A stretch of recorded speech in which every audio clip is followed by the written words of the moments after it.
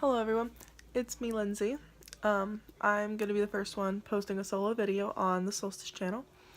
So this week we have the theme of conspiracy theories. Now, how our channel is basically going to work is every 2 weeks we have a theme. We're only posting I'll only be posting every 2 weeks. So, so I'll post today, and then next Wednesday someone else will post, and then that Wednesday after I'll post. So this week is Katie and I, and then next week will be Mel and Ash, and then the week after will be Katie and I again, and it's just gonna go like that. So Katie is Saturdays, I'm Wednesdays, and then Mel's supposed to be Wednesdays, and then Ash is supposed to be Saturdays. But as of next week, it'll be Ash on Wednesday and Mel on Saturday, just because Mel has a dentist appointment, so her mouth hurts a lot, and she won't be able to record yet. So that's how it's gonna go for now.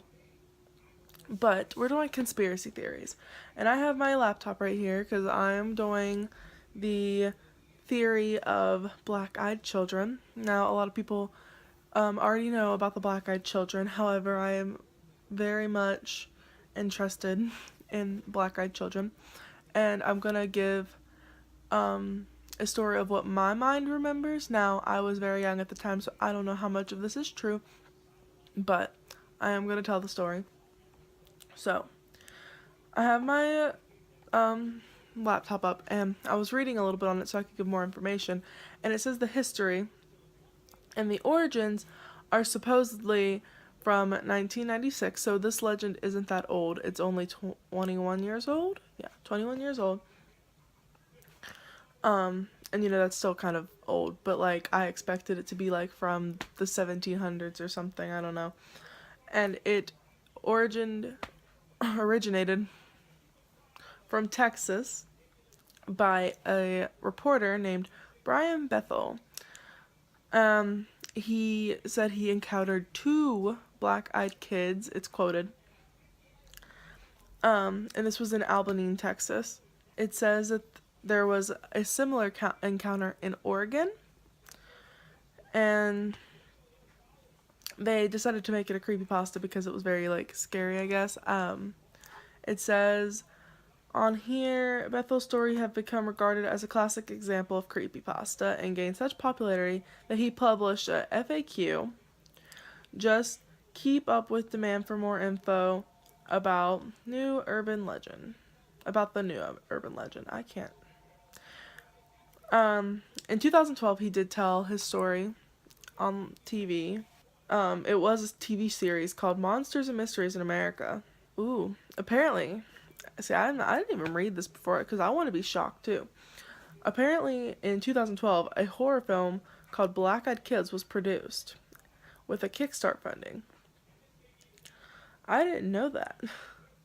So, I decided that I would look up some Black-Eyed Kid stories and read them to you. So I just looked up, and this is on thoughtcatalog.com. You can just look up Black-Eyed Kids stories, and it'll be the first one to pop up.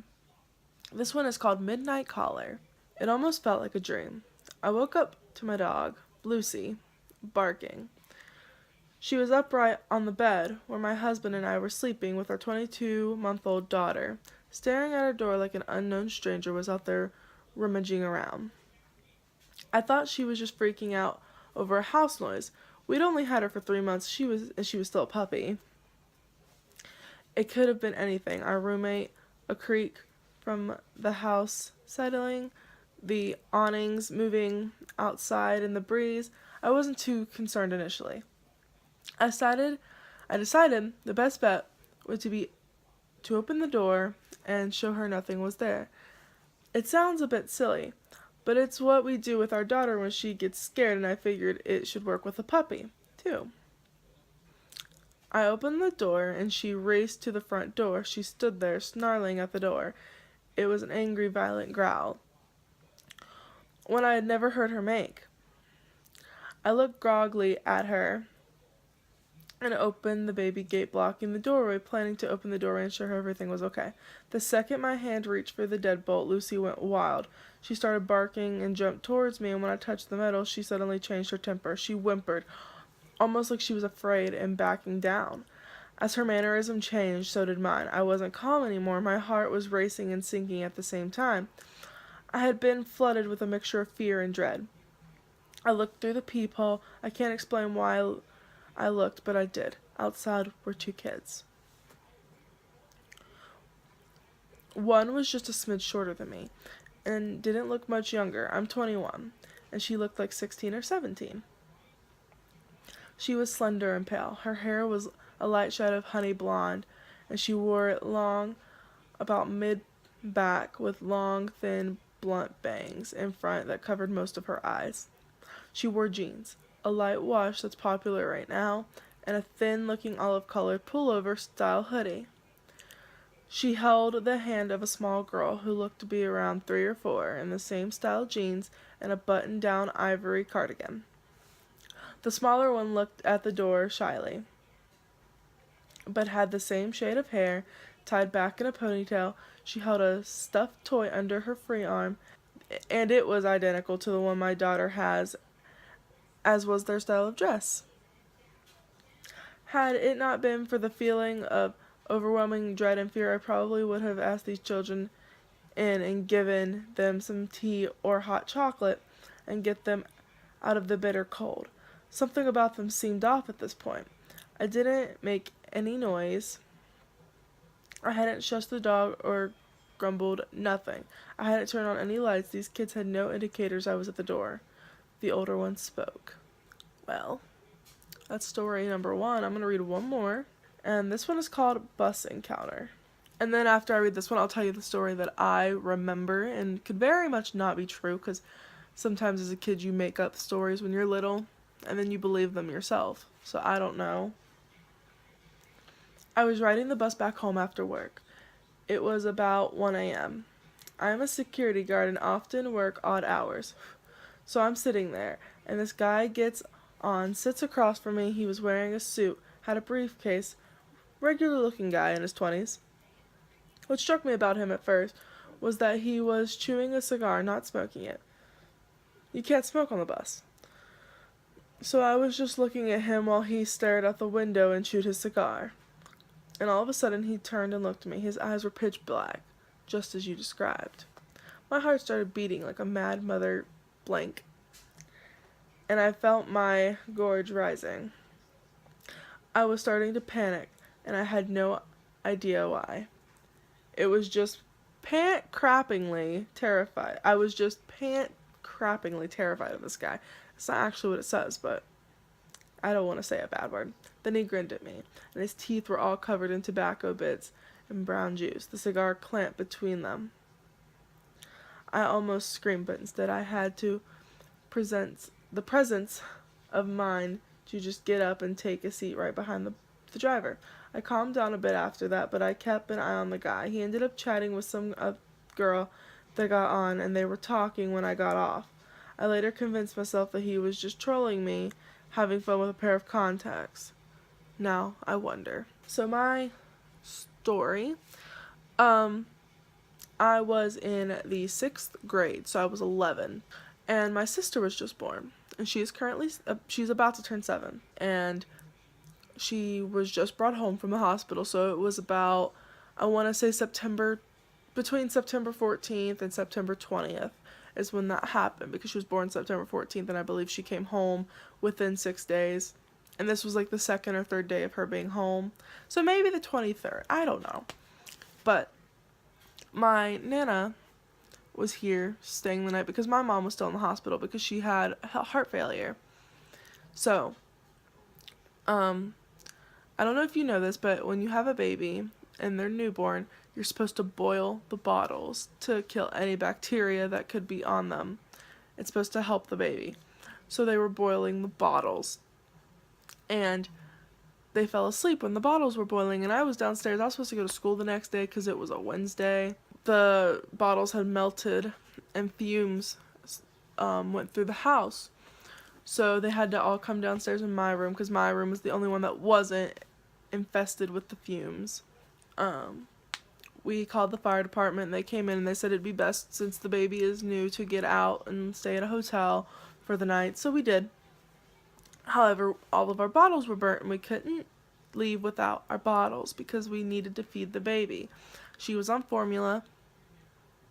So, we stopped at Walmart. And Walmart's open 24/7. So, it was just me and my brother, and maybe my sister was there. I don't completely remember.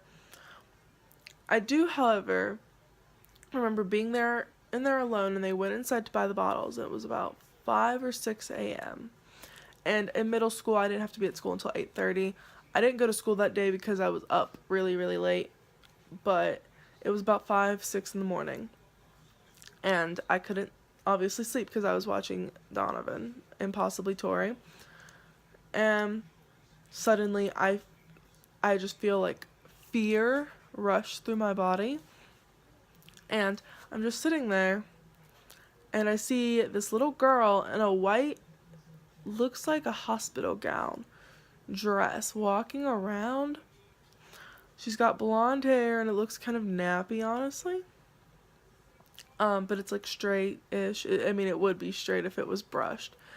And I don't know if I mentioned, but it was like a blonde, like a very light blonde. And she had pale skin. And she was just walking and stopping at different cars outside of mine. And she eventually approached mine and just like knocked on the door, and you couldn't see her eyes. She kind of had like what I would think of The Grudge to have if like The Grudge was blonde and not disgusting and was in a hospital gown. So like her hair was like over her face. So I couldn't see her face at all. I don't know. I mean, let's be real, she looked about my age or younger. So I feel like she wouldn't have been doing that as a prank. So,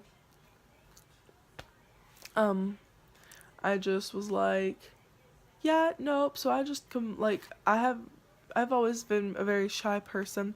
So my immediate thought was to just look away. So I just looked at the baby or my brother. I don't exactly remember because, like I said, that was 7 years ago almost.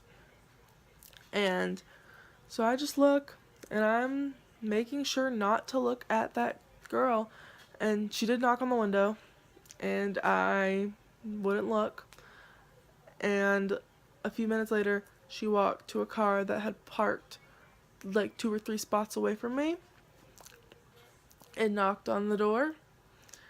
And like I was thankful because I was looking kind of this way and the car had parked over like this way, where I was looking.